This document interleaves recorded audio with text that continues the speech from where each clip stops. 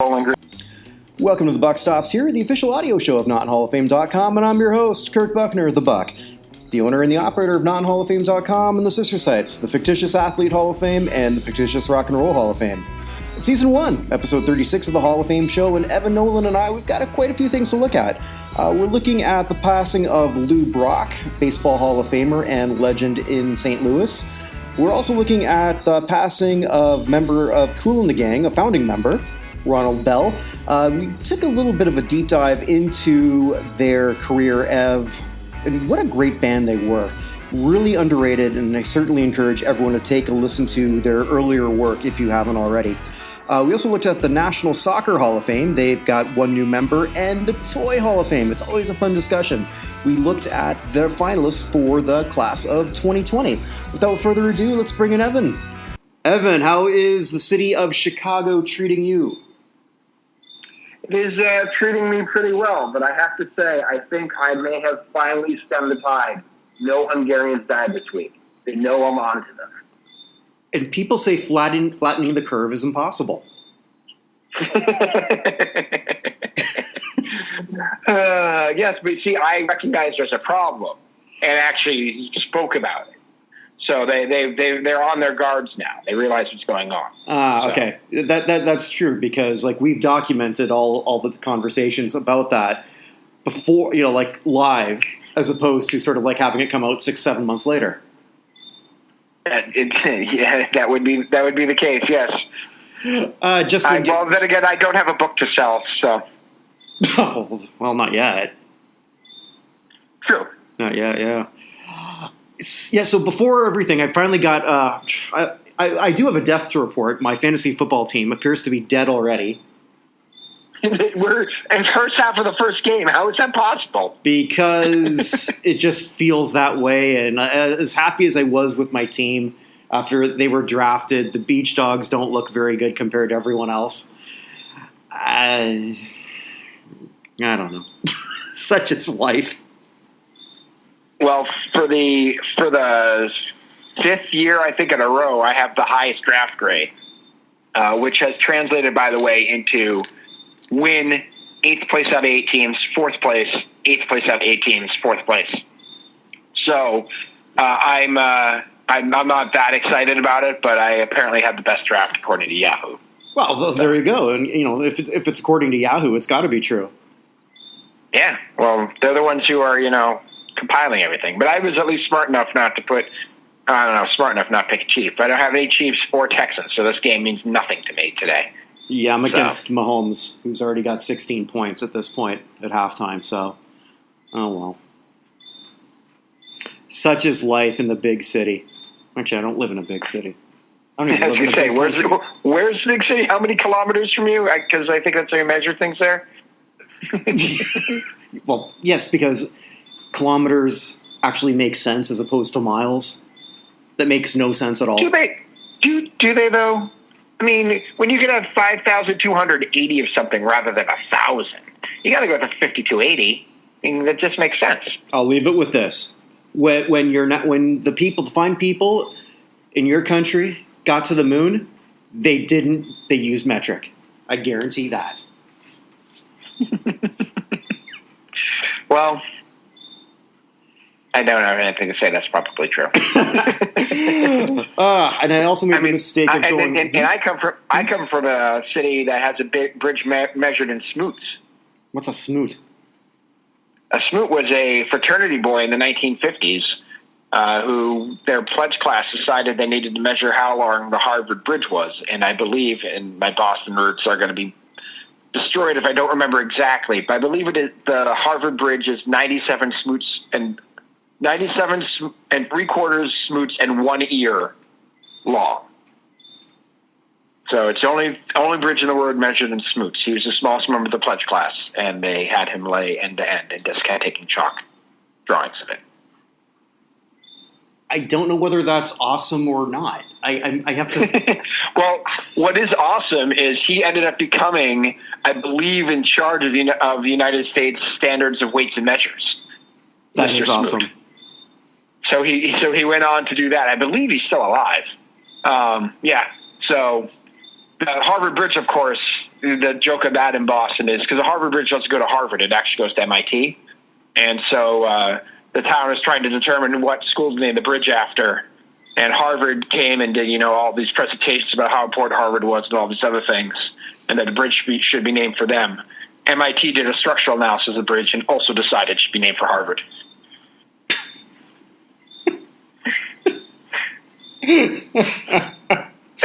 Love this.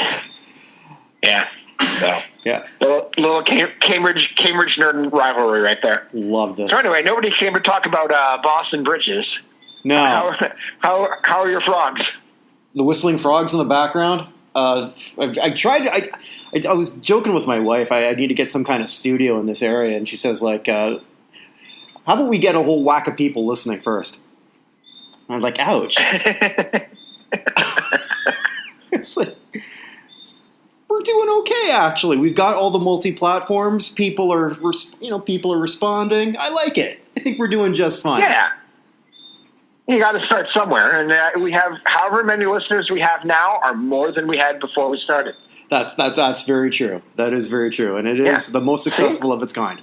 Glass half full. That's what I was saying. I'm a glasses half full kind of guy.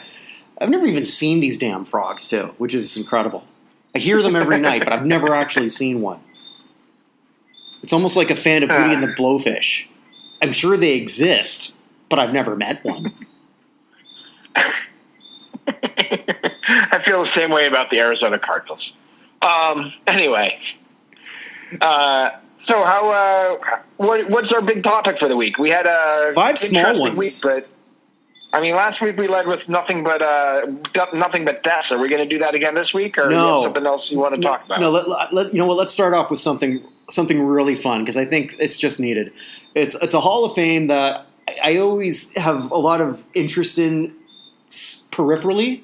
It's never something that I'm ever going to do a list on as to what toy should be in this Hall of Fame, but it's the Toy Hall of Fame because it's fun.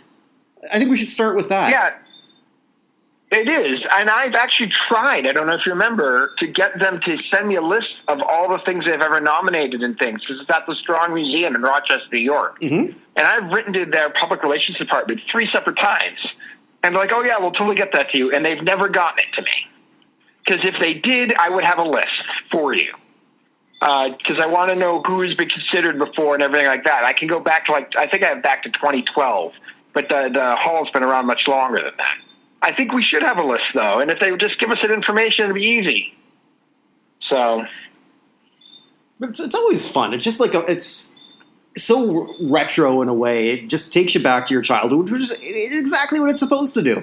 Should we just go through the 12 finalists? We should. I do want to say one thing, though. The one thing that I'm sad isn't here is they don't have any of, the classic ones. And what I mean by that is they'll have, the normal toys like G.I. Joe and Matchbox cars and everything. And then all of a sudden they'll have a stick or a swing or a paper bag or a cardboard box or one of those things. We just don't have any of those stick cardboard box candidates. I wish we did. But other than that, this list is fun and interesting to see what the finalists are. So I know that Adrian Peterson nominated the stick. Oh. No? Man, that was a switch. Oh! Damn it. Game, set, match, Nolan. So, 12 finalists are Baby Nancy. I had to look up what this was. I'd never heard of this before, but apparently the first African-American doll marketed for kids, which is pretty good. Timely. Yeah, timely. Well, yeah, I was trying not to be. But yeah, well, yes. Everything always sort of comes up with that. But yeah, first marketed in 1968, which... That's kind of sad that it took that long to just say, hey, maybe black kids want to play with dolls that look like them too. But yeah, let's sort of move on, because it seems like we always sort of go into these territories that... Yep. Yeah. Yep. Bingo!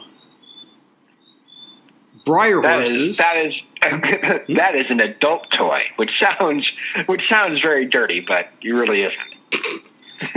Yeah, it very much is. Briar horses. I had to look this one up too. I'd never heard of it. Were you familiar with that before? Yeah, Briar horses are the ones that the kids can put the dolls on that ride, right? Yeah, that's what it looks to be. Yeah.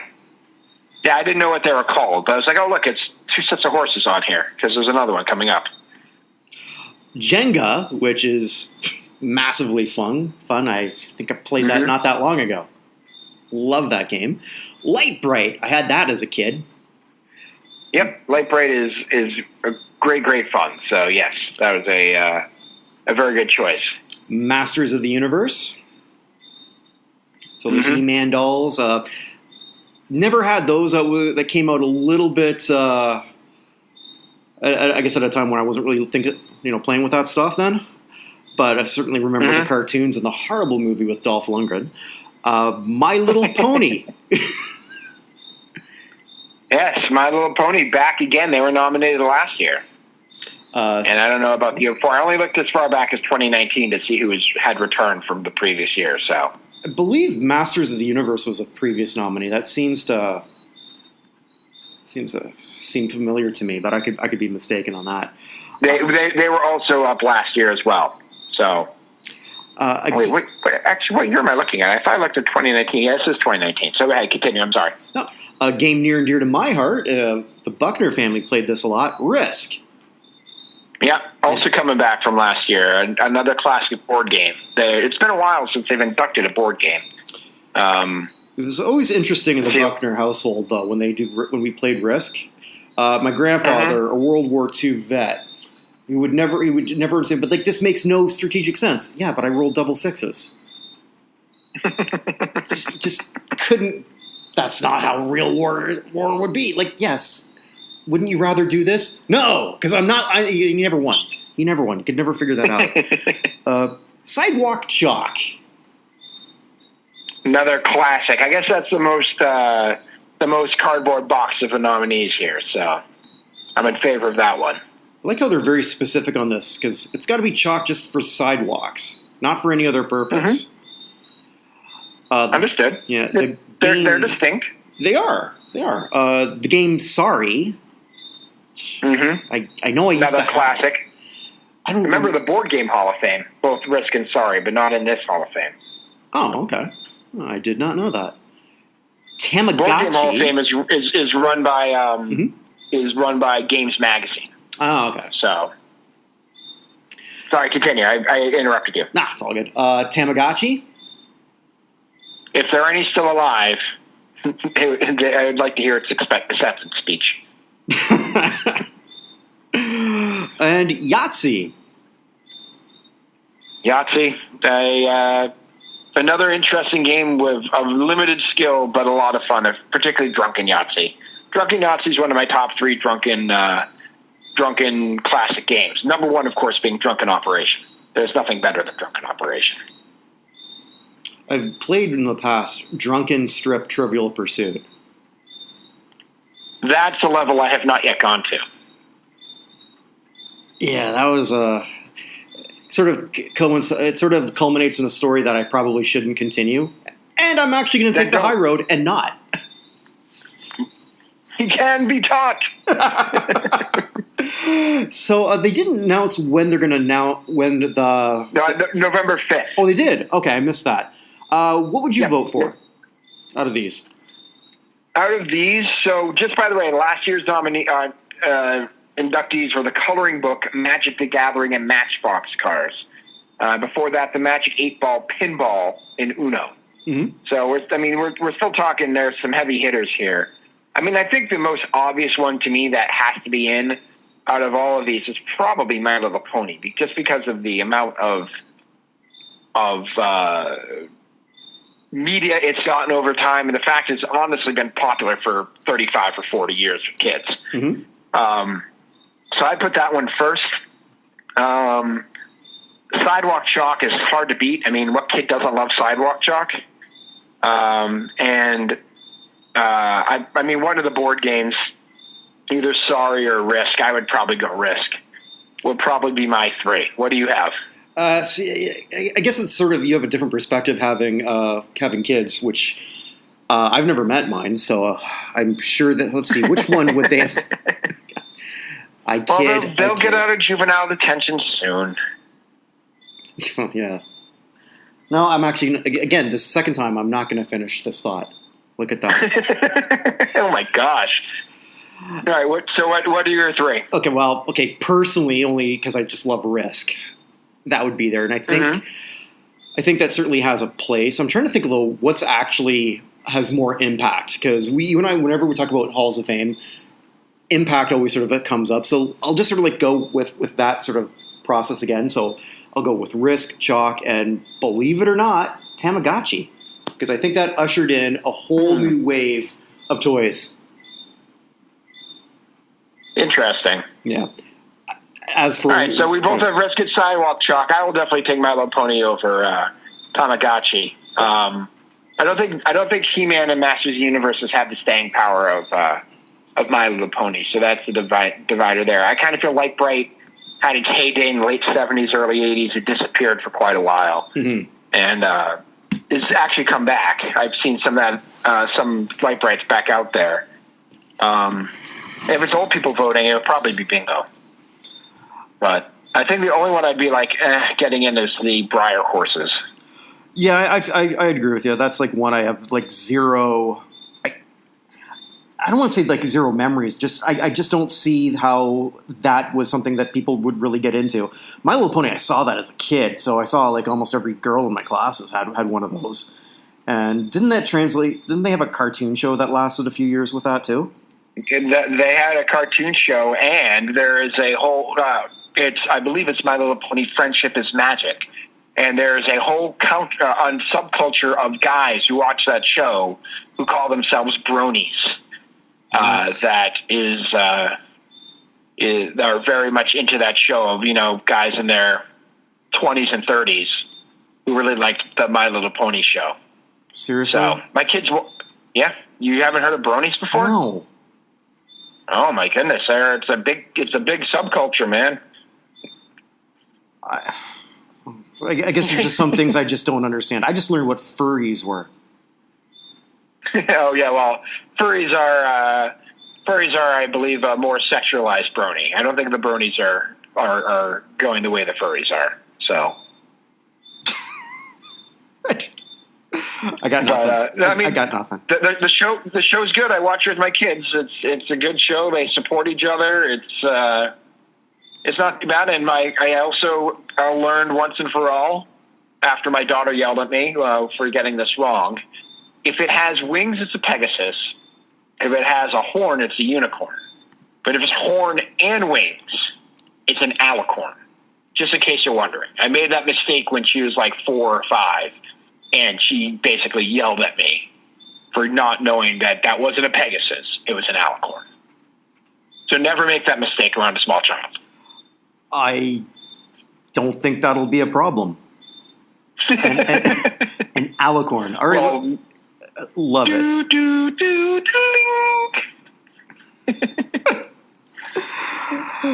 But yeah, so kudos to the Strong Hall of Fame. It seems like a real fun place to go. I've never been there. I wish I did though when I was living in Toronto, because it's not that far, Rochester. So that would have been something fun to do. Yeah, and I have to say, looking at I just went back. So the hall started in 1998. And they had like a big first class, a big second class, a 5-toy third class, and slowed it down into 2 and then 3 for a while. And there's honestly nothing here you're like, yeah, that doesn't belong. And because the games are like Clue and Twister and chess, and there aren't even that many board games. So look at Candyland. Look at the whole list here. Monopoly. There aren't even that many board games, but then there's like Frisbees and Erector sets and Etch-a-Sketch and Legos and yo-yos and Mr. Potato Head, and like I said, every once in a while there's a bicycle and roller skates and stuff like that. Paper airplanes. Like it literally takes anything that a kid might play with. Like one year, 2009, was the Nintendo Game Boy, a big wheel, and a ball. Like that's a hard group to break into. Like I can't believe it took them 10 years to get to a ball, but it's just probably they hadn't thought of it because there's just so many things out there. So I think at some point we got to figure out who would be the perfect people to sort of accept on their behalf.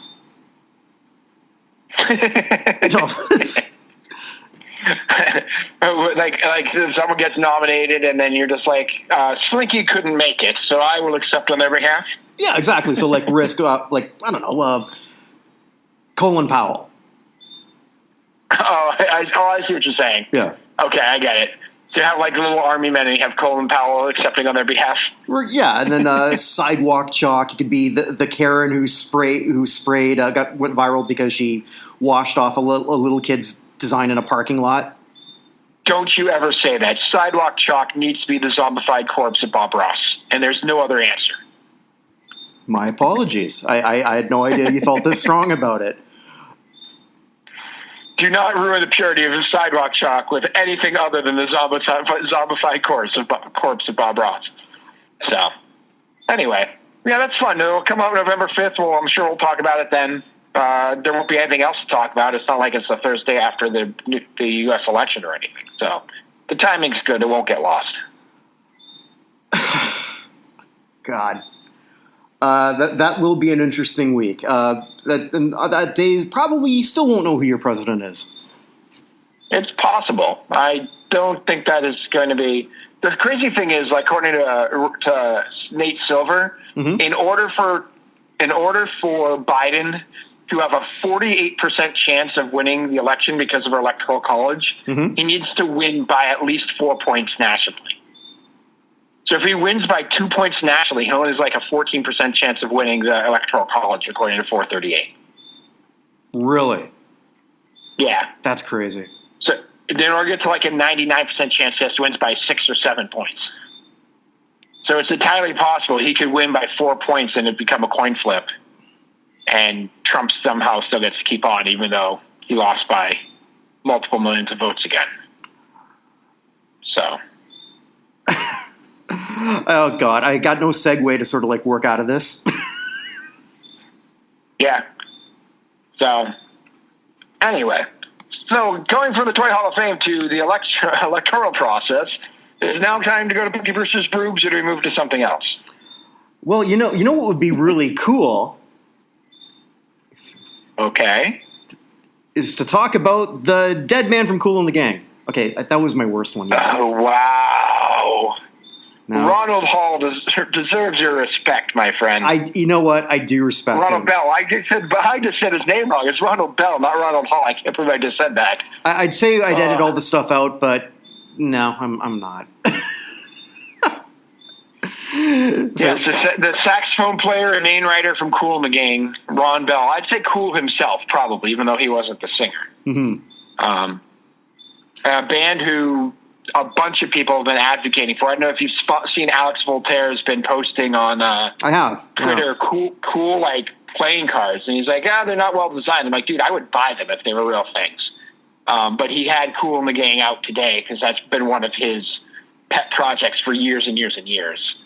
Yeah. And they've never been nominated. They had their first top 10 hit I saw in 1969, and their last in 1987. That's 28 years. And it's between the two. It's such a wide range of music too. I think there's a lot of people who just sort of think they began with Celebration and had their hits in the 80s, but no, this was like one hell of a funk band in the 70s, like just completely different than what they morphed into. But Bell was a part of all of that and writing a lot of this, like from both eras. Yeah, I mean, clearly the most important person in their group, probably. I mean, he's the guy who wrote all the hits. Mm-hmm. No, and he was only 68, which was amazing to me. Yeah, I would have thought he would have been a lot older. I have to admit, with Kool and the Gang, that was like one band. I hated that song, then I hate it now. I hate Celebration. I really hate that song. I don't know why. other than it just seems like this wedding song that just won't go away. And it sort of held me back from really listening to a lot of their other music. But, sometimes there's just something that some people don't like. My mom used to hate Pia Zadora. To say, why? Well, look at her. Okay. Isn't it obvious? Like, no. And same with Bernadette Peters. Like, why do you hate Bernadette Peters? But look at her. Like, okay. Celebration for me was my Bernadette Peters. Okay. A sentence you'll never hear again. A sentence that is just used all over the country. I understand. Yeah. But, no, I've been, like, in later years, I've really been sort of, like, going through their old funk catalog. Just absolutely love it. And it's really sad. I wish it would have got a little bit more publicity than it did, his passing. Yeah, no, I agree. And it's also sad. I mean, they've been eligible for 25 plus years at this point. Mm-hmm. And they've never been nominated. I was thinking about why they'd never been nominated. I honestly think they're the band probably that suffered the most from Chic, other than Chic themselves, never getting in. I kind of feel like that they had Chic first, and I'm not saying, and Kool and the Gang has a much more funk-based route than Chic did. They were contemporaries, and Chic just kept getting nominated year after year after year and not getting in. And then the rest of that whole era, the whole disco's late 70s funk-ish era, all kind of got stuck behind them until they finally gave up and just put Nile Rodgers in. And I feel like by the time that happened, that whole era was just almost an afterthought. I mean, the only reason Donna Summer got in was, let's be honest, is because she died. Right. Diana Ross is still not in from that whole time period. Cher, who was dominant during that time period, is still not in. By the way, I heard a Cher song on the radio today on, we have a Me TV station. Mm-hmm. What was it called? Dark Lady? Okay, yeah. She goes to a gypsy. The gypsy says, I never heard the song before. She goes to a gypsy. The gypsy says, the man you love is loving someone close to you. She somehow smells the gypsy's perfume at her house, goes back and shoots a man in the gypsy. And I'm like, this is a song? How is this a thing? How have I never heard of it? But B, I can't believe this song was like 1973. I don't know. It's just weird. So, yeah, when we finally meet up in Chicago, remind me that if we do karaoke, my rendition of Gypsies, Tramps, and Thieves, a real showstopper. Good to know. It's, yeah. You should. I'll do my version of Alice Cooper's Poison. Ooh, so very nice. Very nice. The only song that ever had a girl attempt to make out with me after singing. So. Oh. Because, Alice Cooper sort of, when you think of Alice Cooper, that sort of gets a lot of women hot and bothered. I could see that. I want to love you, but I better not touch. I want to hold you, but my senses tell me to stop. I mean, that's the saying. These want you so much, but your lips are venomous poison. It doesn't matter to me, though. I'm still going to try and make out with you. So I understand. But that's actually very male. Vincent Fournier was a poet, man. And still, that is the most successful high school track team of all time. Alice Cooper. I think amazingly, that's probably his biggest actual hit. I'm not sure. I'd have to look that up. But Poison? Well, because in terms of chart success, it very well might be. Hold on. I could be wrong. And I'm just thinking that it was, or it might have been his only hit in like a 15-year period. I know Cheap Trick's biggest hit was The Flame of All Weird Things. Hold on, let's get Alice Cooper's biggest hit. This is one I hope I'm completely wrong, because that would be... No, I knew it had to be School's Out. Is it? Yeah, School's Out it was number 7 on the U.S. charts and number 1 in the UK. Oh, okay. I happily stand corrected.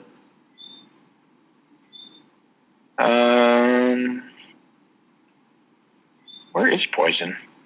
Poison was 1989. Oh, and his solo career? Oh, I'm sorry. You're right. It might be his biggest solo hit. Oh, okay. So maybe that's why I thought that. Yeah. No, I think you're right. For his solo career, it is his biggest hit ahead of You and Me, How You Gonna See Me Now, and of course the classic, Only Women Bleed. Which came out way sooner than you would have thought. That song went to number 1 in Canada, my friend. Only Women Bleed in 1975. Didn't have a more popular version, the Only Women Bleed A?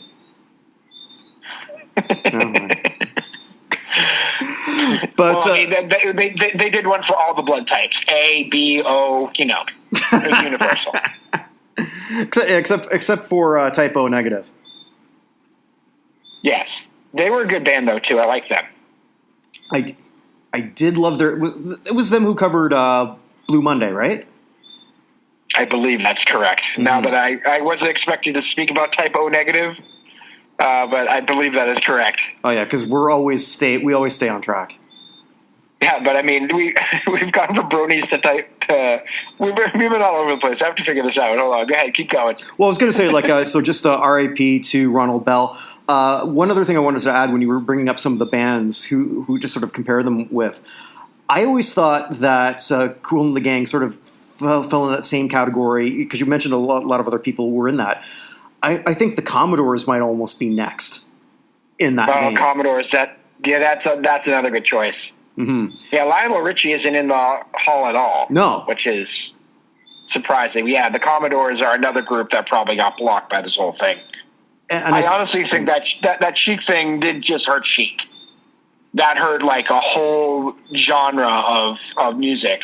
They just needed to get off Chic and onto somebody else to give them a break. And so that's eventually what they did that with rotating The Cure, The Smiths, and Depeche Mode.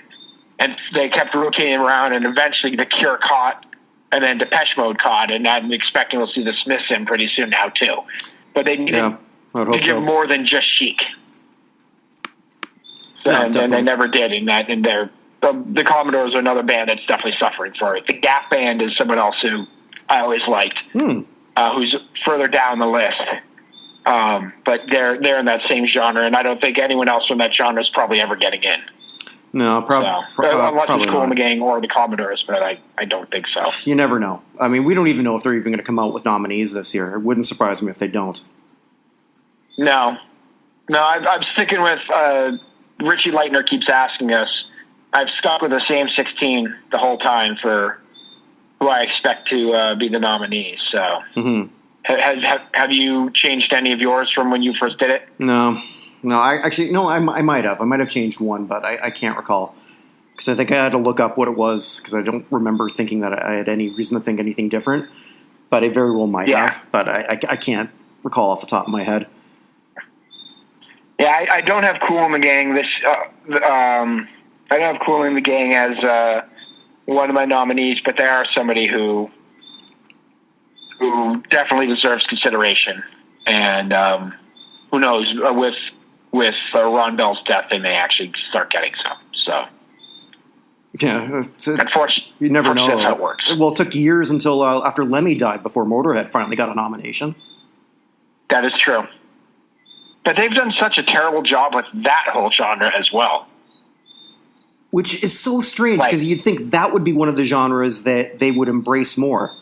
Because if you're just a novice looking at the Rock Hall of Fame for the first time, because I'll just speak for myself when I really took a look at it in 2008, 2009, and that was when it was way worse. Mm-hmm. That how many hard rock metal bands were just not in. Mm-hmm. But yeah, it took Sabbath a while, and Judas Priest has been the outside looking in for ever now at this point. And if you can't get Judas Priest in, how are you going to get anybody else? So just for the record, my 16 nominees that I have for the Rock Hall, should it ever come out, I have the 2 first-time eligibles of Jay-Z and the Foo Fighters. Yep. I have 7 returning from the 2020 list.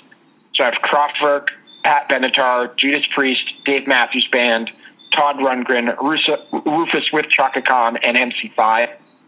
I have 3 coming back from previous lists who weren't on last year. So I have Rage Against the Machine, the Eurythmics, and the Smiths. And then I have 4 first-time nominees of Motley Crue, who you and I have both shocked hasn't been on either of the last 2. Mm-hmm. Beck, Tina Turner, and Jethro Tull. So, and 6 I have getting in are Jay-Z, the Foo Fighters, the Smiths, Dave Matthews Band, Motley Crue, and Tina Turner out of those 6. And if they go to 7, it'd be Pat Benatar. Not that those would be my choices, just based off of what I could see out there and the way things apparently went last year. That's who I'd expect to get in if that was the list. Right. So. And just again, to for those just for new listeners, it's not who you want, it's who you are predicting based on what they've done in the past. Right. If it were who I want, New Order would be on this list every single year. Right. and they haven't been been on my list for several years now. Yeah, so. No, and you and me both.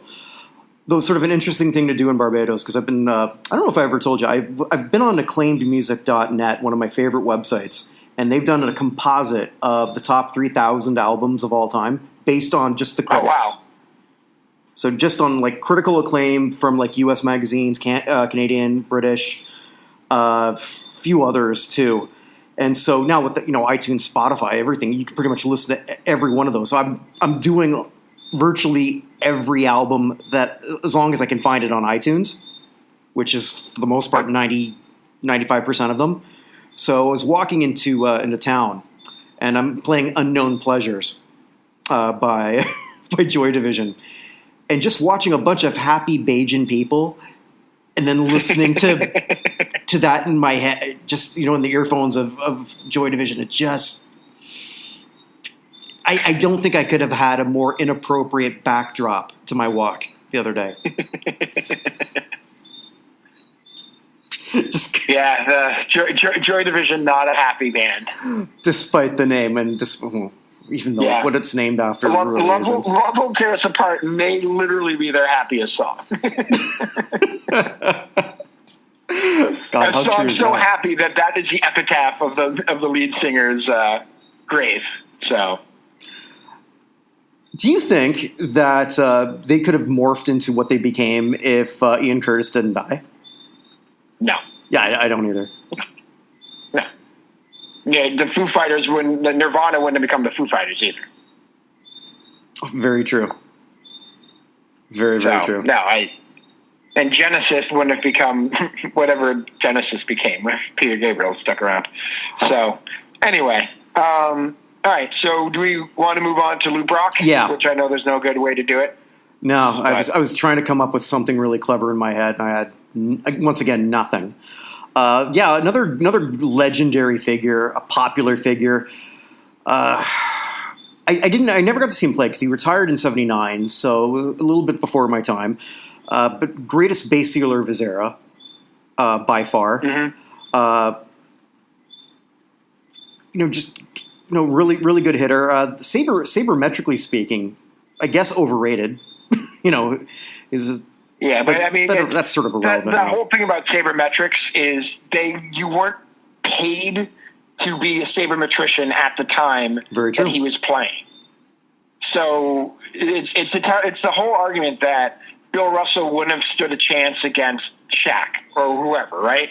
Well, Bill Russell wouldn't have trained or done the things he did if he lived later.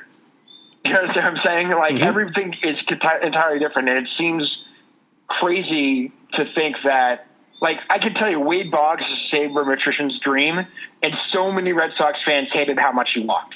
It drove people nuts back then. He'd come up in a big spot and be happy to take the walk, and every sabermetrician's like, yes. And every Red Sox fan is like, why aren't you swinging the bat? So things are different and things change. Lou Brock was a transformative force in baseball. They named an award after him while he was still playing. So, one of those trades, too, that certainly the Cubs regretted, but I was reading the story of actually why they traded him in the first place. And I don't know if did you see like an article that came out about that or right after his passing? I did not. So go ahead. Okay. So it was something that Jamel Hill retweeted, and basically they traded him. The Cubs did because they just thought they had too many black players, and that's what they were sort of worried about. So where is this thing here? Okay. So this is a quote from the article. From Buck, actually, this is a quote from Buck O'Neill, actually. So he was a Cubs coach in 1964 when the team had 5 black players. One of them was a young outfielder named Lou Brock. When O'Neill heard that general manager John Holland was planning to trade Brock, he advised him not to. And his quote is, "I don't think we will have our best ball club on the field," he told Holland. O'Neill wrote in his essay that Holland then started pulling out letters and notes from people, season ticket holders, saying that their grandfather had season tickets to Wrigley Field, or their grandmother and their families had come here for years. And do you know what these letters went on to say? What are you trying to make the Cubs into? The Kansas City Monarchs. Mm-hmm. So as much as this is like a topic that you and I have talked a lot about, well, it's relevant again, and I thought it was sort of worth bringing up. Mm-hmm. Yeah. I mean, Bill Russell lived in Reading, Massachusetts, and a Celtics fan broke into his house and crapped on his bed because he was black. Damn. Yeah. It's part of the reason that Boston has the reputation it has. Russell will tell you things are different in Boston compared to what it used to be. I'm not going to say Boston is anywhere perfect, but certainly better than it was when I was a kid. But I think we underestimate, as modern people of transparent skin, as modern white people. I was going to say translucent in my case, but sure. Yeah, I'm translucent. I said transparent. It's translucent. Okay. I've never got over the bar when I was swinging as a kid. Yeah, I believe you turn inside out when that happens. I believe that would make you more transparent. But anyway, no, but I don't think I think we underestimate it. In many ways, it seems like the way history is told now, Jackie Robinson broke the color barrier and everything was fine. And that's just not the case. And what you just told me is another reminder of, I mean, that was 64 you said? Yeah, they made that trade in 1964, and sure enough, it backfired right away. Because he got traded 52 games into that year. He was, I guess, struggling for him. He was batting .251 after 52 games, and then he finished the season batting .348, and then with an even 200 hits. Well, it's not like the Cubs were that dynasty back in the '60s, so they couldn't afford to have another player like that on the team. Yeah, but I mean, the Red Sox didn't have their first black player until much later, and they gave a tryout to Hank Aaron and Willie Mays. I believe Hank Aaron's tryout with the Red Sox lasted 15 minutes. Yeah, I heard and this. And they told him story. thanks, no thanks. Yeah. Like, I mean, this happened all over the place, all the time. The Kentucky we brought this up to you a couple weeks ago. Kentucky not wanting to play Texas Western and the championship, who had an all black starting 5. That was 1968, I believe. Maybe I have that year. It's somewhere in the late 60s. But I mean, that's just over 50 years ago. A lot of those people are still alive. So a lot of those people who are young at that point are now in charge of stuff. So I think we underestimate that, and I'm not surprised that's the reason he got traded, but it's still very sad to hear that that's the reason he got traded. Yeah, it's and it's disgusting, and from that point of view, and I have no dog in this fight, but happy that he had 2 World Series rings during the time that the Cubs had 0. Not only no World Series rings, not even sniffing getting to the World Series. They weren't even close. Very true. Yeah, 3,023 career hits. Better power numbers than I remembered. 149 home runs. So that's not too bad. 1,600 with a lot of bigger ballparks back then too. That's very true. Yeah, but dead ball era, and that's also dead very, ball very era important. with bigger ballparks. Mm-hmm. A whopping 1,610 runs scored, which for me that's my traditional stat that I think should matter a hell of a lot more. than it does. I don't know why that doesn't get more play. As much as we're trying to as much as some of the Sabre magicians, we talked about that, they downplay runs batted in. Like, why? You get more runs, you win the game. Maybe I'm missing something, but I don't know. Runner-up for the MVP in 74. 3 other top 10 finishes. And from what everyone always said, all-around great guy. Yep. Jason Tatum wore his name on his shoes at Game 5.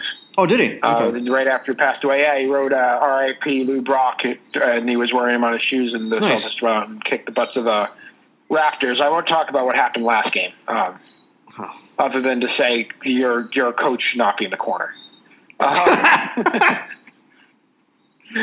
Like he had a foot on the baseline and the sideline, and Jason Tatum should not be passing to the fat white dude in the gray shirt, but the coach shouldn't be there either. But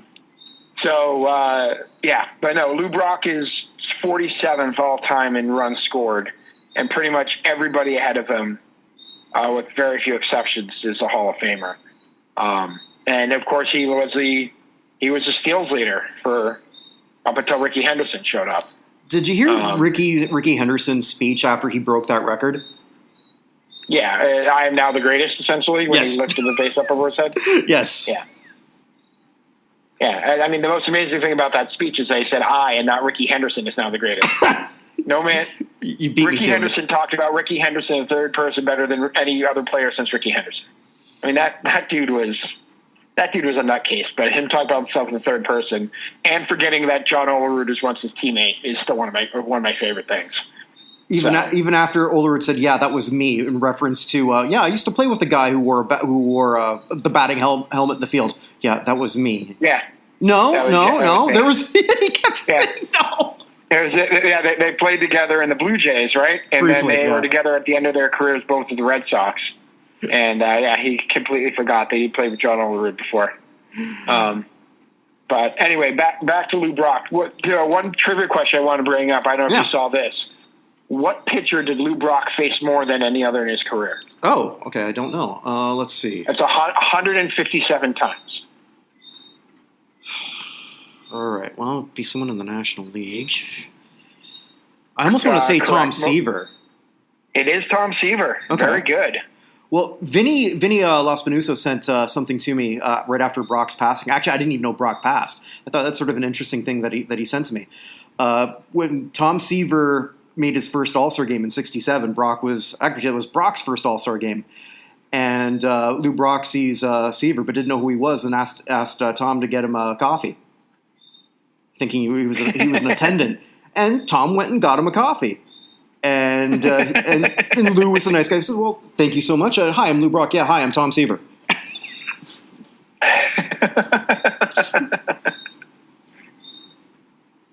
That's pretty good. Yeah.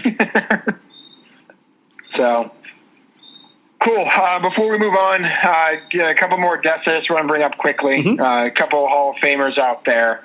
One I'll just mention very quickly. Poker Hall of Famer Mike Sexton passed away at the age of 72 in Las Vegas. Originally from Shelbyville, not the one next to Springfield, the one in Indiana. The one next to Springfield, of course, is Shelbyville in Kentucky, which we all should know. But he's a Hall of Famer. He had one title, 4 final tables, finished the money 15 times. A commentator, but a very well-known guy for anybody who watches poker. He passed away. I actually didn't see what he passed away of. He passed away of prostate cancer 2 weeks before he turned 73, back on the 6th. So he's really having trouble with the royal flush at the end. Yes, you have that straight. Oh. We are just two of a kind, my friend. So the other one, before I tell any more dad jokes, the other one is a college basketball Hall of Famer who is important for all of us, even though we probably don't pay much attention to who he was. But Tom Jernstedt, who is really the guy who brought the NCAA basketball tournament to what it is today, really the guiding force behind it. He passed away at the age of, how old was he? They're actually not sure what year he was born, which is interesting. But he was either 75 or 76 when he passed away. He was enshrined in National Collegiate Basketball Hall of Fame in 2010 as a contributor, and the Basketball Hall of Fame in 2017, Naismith Basketball Hall of Fame as well. So he's a member of both, and he was actually, when they went to the playoff system for college football, he was actually a member of the original nominating committee there. So great was how well he was thought of within the collegiate circles. So someone who is really important, who probably most people never heard of, but Tom Jernsten passed away earlier this week. Really the father of the NCAA tournament. And which is so important. I no matter how many players sort of will opt out of those tournaments because they might not go to college, that'll always matter. It'll be like the one thing that'll always be bigger than the game, I think. I think that's LeBron's only real regret about not going to college. He really wanted to play in that tournament, but there's no point in him doing so. But he's a little bit envious, I think, still to this day, of the people who've been there and played in it. So. And Mahomes just got another touchdown. My fantasy team's not looking good. Well, this year it's supposed to be going reverse order of finish, which we've done in years past for the draft. We decided, since it was so late, we would pick long shot horses from the Kentucky Derby. So it had to be 30-1 or worse in order to pick them. And I picked South Bend just because my brother is, the Notre Dame sports media director. And South Bend, it didn't finish last, but only because 3 horses scratched.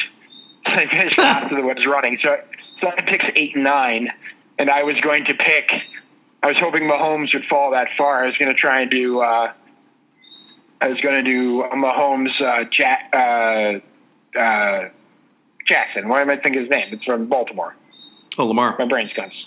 Lamar, yeah. But his first name just completely slipped out of my head. I was going to do them because we have a 2-quarterback league. But that my buddy ended up saying, I'm not going to let you have both of those guys, and picked Mahomes 6. So I got Jackson and Kyler Murray instead. It's not bad. So, no, I just got the 2 running quarterbacks. My third quarterback, just because I need someone, I ended up picking Cam Newton late. So, what? Yeah, and I by the way, I'm not going to be surprised if Cam Newton ends up signing a contract extension pretty soon. Apparently Belichick loves him, and he loves Belichick. I'm cheering hard for Cam Newton. I think he got a raw deal in Carolina. Yeah, there's some incompetent DMing there, certainly. Mm-hmm. But I guess sort of moving on, someone who I guess might have given Cam a fits a few times. Not that many, because I don't think they... Well, yeah, I guess he would have when they were in Tampa. Weren't they in a Super Bowl against each other? That's right. Yes. That's right, yes. Aqib Talib, who just announced his retirement a few days ago. Yeah. He announced it on his podcast. Mm-hmm. And did you hear... I don't know if you heard the story he told on the podcast. Do you remember it, or did you hear it? No, I didn't hear. I just saw that he announced that, but I didn't really go into too much depth. But if you can, So apparently, this is his version of the story, and I have no reason to doubt him. But apparently, the Patriots offered him a 1-year deal, but worth about $5 to $6 million with all the new cap space they have. And he was seriously considering taking it. Belichick basically wanted him to come in and essentially just cover tight ends. That was basically his job. He would just be the guy who just took out the tight end of the offense. And he was thinking, oh, man, I can do this. And then he looked at the schedule and realized that the Patriots are going to play Kelsey and Kittle and Waller and a few other people, and thought to himself, man, I don't know if he could do this. And he said for the first time in his career he had ever doubted his ability to do something. And he decided the fact he was doubting for the first time was a sign that he needed to be hanging up. Yeah, and I think that's almost and that's a great story, but I think it's also once someone's got doubt, yeah, it's usually time to sort of to call it a career, regardless almost of the sport, especially if you're a fighter. Well, yeah, fighter particularly, but a football player is another one of those ones that if you're not 100% in, you got to be 100% out. Yeah. I think Talib was a really good player. I don't think he's going to make the Pro Football Hall of Fame.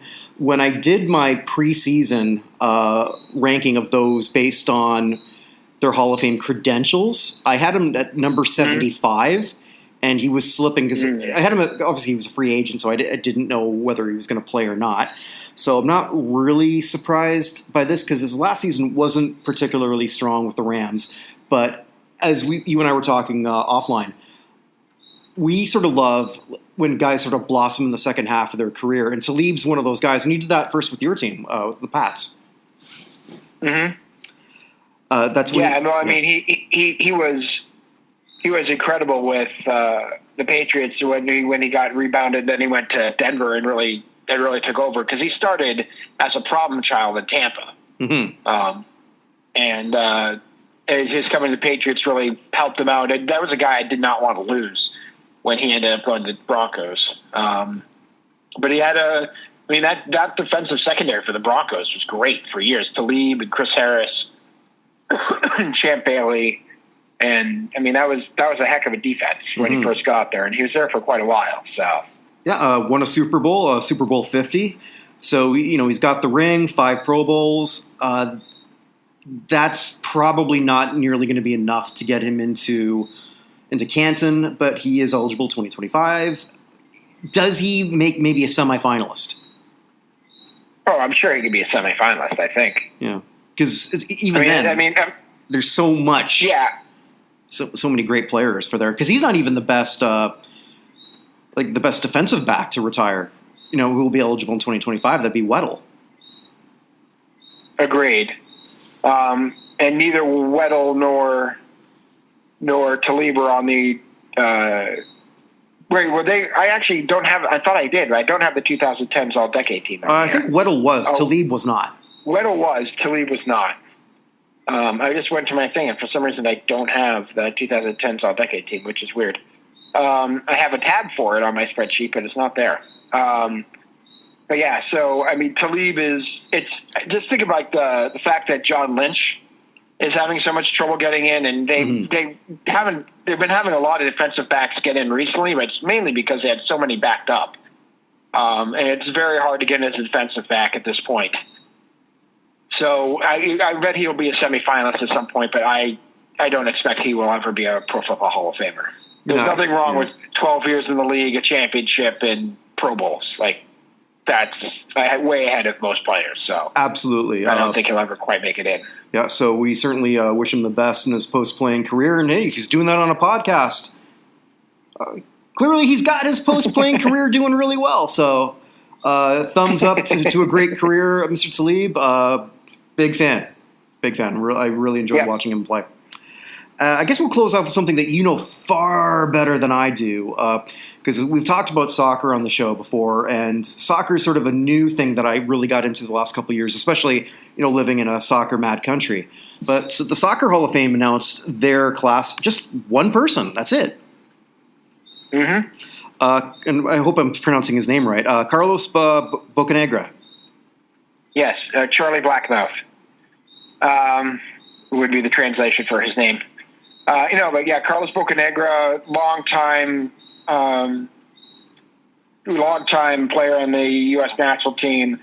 The U.S. national team has more players with 100 caps than any other team in the world, and he is one. He had 110 appearances for the men's national side. He scored 14 goals. Excuse me. I think he was captain, if I remember correctly, at one point for the team. I think he took over for Tom Ramos when Ramos. Yeah, I was reading that retired. he was a captain for over half of his caps. Okay, yeah, I was trying to remember. But Bocanegra is one of the best players in U.S. soccer history, certainly. He captained, I guess, for the first time back in 2007, and he was on the the team that beat Spain in the 2009 Confederations Cup, which was a big deal, and they got their butts kicked by Brazil. But I remember watching that game. That was incredible. But I know he played for Fulham. He played for Rennes over in France. He played for Saint Etienne over in France.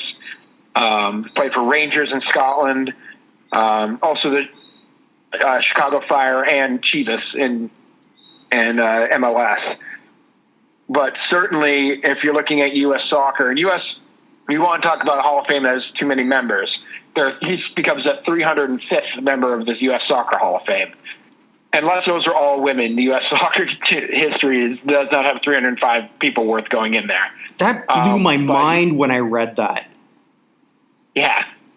That's more, I believe, than the Baseball Hall of Fame. Am I correct on that? I don't know. I'll look that up while you're looking through that. It's got to be close. It's got to be close to the Baseball Hall of Fame. So yeah, there are too many people in, but he is not one of the too many people. If you're going to have a history of U.S. soccer, you get anyone who gets 100 caps for the U.S. men's national team is someone you have to consider getting in. And I thought it was amazing. He only got, in order to get the U.S. Soccer Hall of Fame, you need 67% of the vote or 66% of the vote. He got 68.9, and he was the only person who got in, just squeaked over the line. But again, the correct, a very good choice for U.S. soccer. 333. So it's close. It is very close. And yeah, when you think of the national sporting history of baseball in the United States and in soccer in the United States, it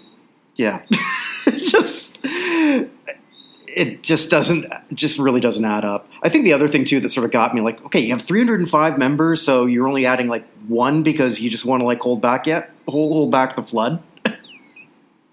I don't know. I'm just trying to figure out how many members are there in the Pro Football Hall of Fame.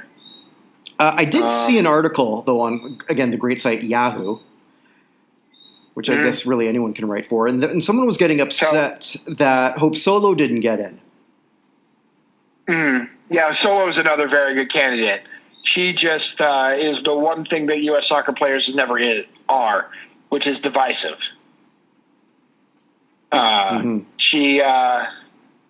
She's a bit of a party animal, a problem child, had some issues with the national team when she didn't get selected, outspoken, everything like that. Yeah.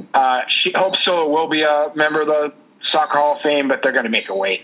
I think it's all like a TO situation. And I think also just sort of like adding what you said about divisive, I know a lot of people look at Megan Rapinoe that way, but I don't believe her teammates do. So not divisive within the, like, divisive maybe in terms of how people might think outside of the soccer world. But from everything I've ever read, all her teammates seem to love her and are pretty much very happy with her being the spokeswoman for the sport in the U.S., unless I'm mistaken on that. Megan Rapinoe has an International Women's Player of the Year award. Mm-hmm. Hope Solo does not. I mean, there's no comparison. Megan Rapinoe was the best woman in the world in her sport 1 year. Mm-hmm. That is, I don't care what country you're from, unless you play 1 year and then retire, you're a first ballot Hall of Famer, particularly in soccer, when she hangs it up and becomes eligible. I don't care if she's outspoken or whatever, that she's outspoken on social issues, not outspoken against her coach. Well, yeah, and that's sort of where I was sort of going with that is I've never heard anyone – you obviously read a lot of criticism about her, but I've never read that internally.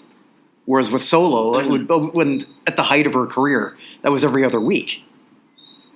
Yeah, well, that's true. So, yeah, I think Solo will get in eventually, but just not this year, clearly, not probably next couple of years, but eventually they will be getting in. Mm-hmm. So, okay, so she will be getting in. Yeah, no, definitely. So that pretty much covers what we had. I've got an idea for next week if it's a slow week. Okay. All right, so it's not really Hall of Fame related, but kind of can be. One thing that I've done throughout the baseball season, just because I've never seen anyone really do it, I've been charting middle relievers. So at the end of the year, I'm going to award a middle reliever of the year, and then I'm going to go back in history and do that starting from 1980. My challenge, wow, yeah, so cause that's a very important component. Mike Timlin is tingling right now. Yeah, so my future sort of goal with this is maybe some agent hears about this and then gets it into their contract. The client. Yeah, but not in Hall of Fame awarded me middle reliever of the year. Chad Green had it almost sewn up for the first month, and not anymore. Just by the way, I want to point out that the Texans down 31-13 just went for 2, and it did not get it because you got 7 minutes left. 31-13 at 31-15. Now you're only down. I guess you're only down 16 points at that point. I guess. Okay, whatever. All I'm hoping for is just Mahomes just gives they just rush for the rest, because it's just what am I going to be facing now? 8 fantasy points for yardage, 6, 12, 18, 26. 26 points, damn it. Oh, well. Such is life. So my challenge to you is to come up for each of the 4 sports. So we might do this, this might get saved, but just sort of like a unique award that doesn't exist but should. Like the in NHL, the Grinder of the Year award? That could be something. Yeah, the third or fourth line player who contributes most to the team. My favorite, I think I've told you as a kid, my favorite hockey player was a guy named Dave Reed, who was a Brewer, and he played for the Stars for a while. He was a average-sized guy with an oversized stick. Like, his stick was far too big for him that he played with. But he basically killed penalties, blocked shots, and scored 10 to 15 goals a year. But he just was all-out effort all the time without getting in fights. So a guy like that for hockey would be one. For basketball, what could you do for basketball? Well, don't think of it now. You got to think of it later. The Scalabrini. The mascot of the year. Best clap at the end of the bench. Sorry. They were talking about. There was an athlete. I can't remember who the athlete was. He was getting a sandwich at McDonald's, and they said that this was the first athlete to get a sandwich at McDonald's since, I believe, Michael Jordan. And my wife, who loved the 1990s Bulls growing up here in Chicago, was so mad that they forgot about the beef Wennington for Bill Wennington that they ran here in Chicago. That is awesome. She was like legitimately upset at this sentence. She's like, have they forgotten the beef Wennington? And like, I'm pretty sure you and Bill are the only people who remember. So, because they had the beef Wennington and Taco Joe Klein at the same time on this team. So she was big. She knows everything there is to know about the 1991 through 98 Bulls, and that's her entire sports knowledge. So, that and college hockey. She was big into college hockey. In college, she went to Bowling Green. And a man you might have heard of named Rob Blake was playing there while she was there. So college hockey, MAC college hockey from 1997 to 2002. And the 91 through 98 Bulls is essentially my wife's encyclopedic knowledge of sports. So that might be one of the best sweet spots. And you know what? That's going to come up at some trivia night. And it's going to be valuable. I don't know when, I don't know where, but at some point, her knowledge of the Falcons, right? Yeah, Bowling Green. Yeah, the Fighting Falcons of Bowling Green. One of the few colleges that has 2 mascots, one male and one female. Freddie and Frida. Oh, I did not know that. I ran around their football field once, not that long ago, actually. Oh, nice. If you're ever there, go to Campus Poly Eyes. That is one of my favorite college dive spots anywhere in the country. I've been to a few. But Campus Poly Eyes in Bowling Green, Ohio is right up there with exactly what you want. A whole bunch of high-carb bar food that you can't get anywhere else and cheap beer. It is a great place to go if you ever find yourself at Bowling Green. And it's Poly Eyes. It's spelled like Paglianos. and it says Polyice on the side because nobody can pronounce that apparently in semi-rural Ohio. Now I'm hungry. Oh, well. Well, and on that note, we might have homework for next week. We'll see. But the Hall of Fame season's kind of picking up, though, a bit. That's what fall and winter tend to do. So we might have things just ready to talk about. Because I imagine pretty soon the preliminary list for the Pro Football Hall of Fame is going to come out. Yeah, that usually happens sometime in late October, early November. And then they start cutting down from there. So, yeah, the semifinalists happen in December, the finalists in January, and the electees, the Super Bowl award show Saturday night before the Super Bowl, which is a really great thing they did. That's a really cool wrinkle that's happened since they've had that award show. I think that's one of the best parts of it. And more David Baker. Well, I mean, he is David. I would rather elect David Baker right now to the Pro Football Hall of Fame than any of the commissioners who's been elected to any of these Hall of Fames over the last, 5-8 years. I can't disagree with that. David Baker or Dewey Kuhn. David Baker. David Baker or Bug Selig. David Baker or Gary Bettman. Like, it's not a hard call. David Baker and Paul Tagliabue. I will maintain, though, Bettman, since he got into the Hockey Hall of Fame, is really improved. He's got it backwards. Hall of Famer. It's weird. He got it backwards. I mean, now he can coast. It may just been the rest of his competition has come down to him. That is true. I mean, Silver's a very good commissioner. Goodell is, as we've said many times, is a robot who's trying to show everyone he has human emotions. And Rob Manfred hates baseball. I totally agree. And Rob Manfred is the best thing that if Roger Goodell is not sending Christmas cards to Rob Manfred, then he's just not using the Postal Service properly. Someone has to. Come on, man. I've been buying stamps like crazy. You know how much mileage I've got out of that story when you told me that people that you had an intern that didn't know what a stamp was? Oh yeah, she had her birthday I saw on Facebook the other day. She turned 23.